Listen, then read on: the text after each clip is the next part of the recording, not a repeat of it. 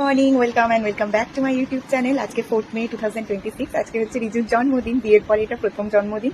তাই আমি প্রায় অনেকদিন ছুটি নিয়ে এখানে চলে এসেছি। মা আজকে সমস্ত কিছু প্রিপেয়ার করবে, আমি তো হেল্প করবোই। আর বাবা আজকে কাউন্টিং এ বেরিয়ে গেছে। আজকে আমি ভেবেছি সকাল থেকে উঠে যা যা করছি সবটাই তোমাদের সাথে শেয়ার করব। সকালে উঠেই আগে বিছানাটা ঠিক করে নিই, কারণ ওটা ঠিক থাকলে আমার মনটাও বেশ ভালো থাকে।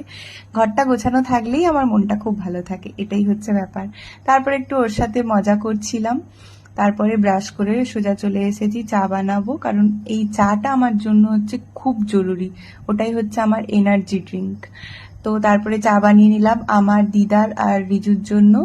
তারপরে চটজলদি করে স্নান করে নিলাম। স্নান করে একদম ফ্রেশ হয়ে তারপরে রিজুকে মা এই টি শার্টটা বার করে দিলে, এটা মাসি দিয়েছে।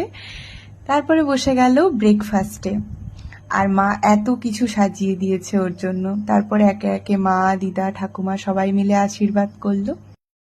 জন্মদিনের দিন পরিবারের সাথে কাটানো, মায়ের হাতের পায়েস, বড়দের আশীর্বাদ আর এই বইয়ের ভালোবাসা, এর থেকে আর বড় উপহার কি হতে পারে।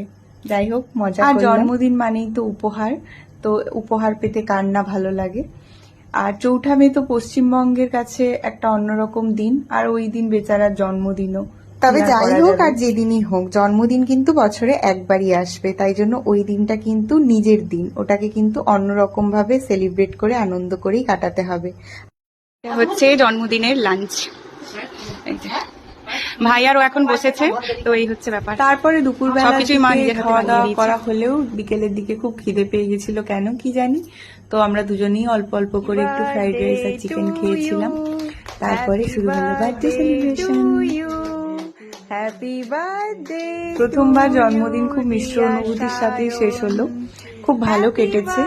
আর প্রথমবার আমি মনে হয় ওর সাথে জন্মদিনের দিন থাকতে পারলাম, কারণ বিয়ের আগে ও বাড়িতেই থাকতো ওই দিনটা স্পেশালি, কারণ বাড়িতে বাবা মার সাথেই কাটাবে, এটাই স্বাভাবিক।